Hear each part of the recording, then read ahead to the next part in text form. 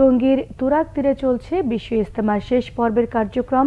জুমার জামায়াতে ইমামতি করেছেন মাওলানা ইউসুফ বিন সাদ।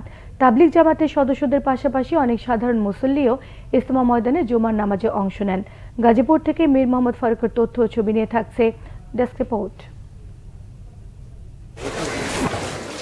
শুক্রবার ফজরের নামাজের পর ভারতের নিজামুদ্দিন মার্কাসের মাওলানা আব্দুস সাত্তারের আমবয়ানের মধ্য দিয়ে শুরু হয় বিশ্ব ইজতেমার শেষ পর্বের দ্বিতীয় দিনের কার্যক্রম। বয়ান তর্জমা করেন বাংলাদেশের মুফতি আজিমউদ্দিন।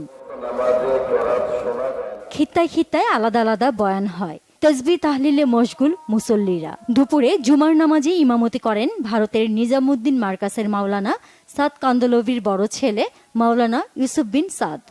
আল্লাহর হুকুম আর নবীর তরিকা অনুযায়ী ঠিকভাবে আমার জীবনটাকে, ডেইলি লাইফটাকে চালাতে পারি, এই আমার সংশোধন এবং পরিবর্তনের জন্যই আমি এখানে এসেছি। প্রায় 100 কান্ট্রির উপরেও আমাদের পুরো পৃথিবীর লোকজন এখানে আসার জন্য প্রস্তুত। The goal, the aims and objectives of this Ijtima is to, enlighten non-Muslims to come into the light of Islam. ইজতেমায় আগত মুসল্লিদের সুযোগ সুবিধার জন্য সব ধরনের ব্যবস্থা রয়েছে বলে জানিয়েছে গাজীপুর সিটি কর্তৃপক্ষ। আলহামদুলিল্লাহ, আমরা আশাবাদী এই পর্বের ইজতেমাও আমরা অত্যন্ত সুন্দরভাবে শেষ করতে পারবো, এটা আমাদের বিশ্বাস। এবং মুরব্বীরা যেটা আমাদের অবহিত করেছেন, তারা এই পর্যন্ত যা প্রস্তুতি হয়েছে তারা মোটামুটি সন্তুষ্ট। এদিকে ইজতেমাকে ঘিরে কোনো ধরনের গুজবে মুসল্লিদের কান না দেওয়ার আহ্বান জেএমপি কমিশনার। ডেভিল হানকে এড়ানোর জন্য কিছু দুষ্কৃতিকারী এই ইজতেমা মাঠকে ব্যবহার করতে পারে, এখানে এসে আশ্রয় নিতে পারে, এখানে অস্থিতিশীল পরিস্থিতি তৈরি করতে পারে।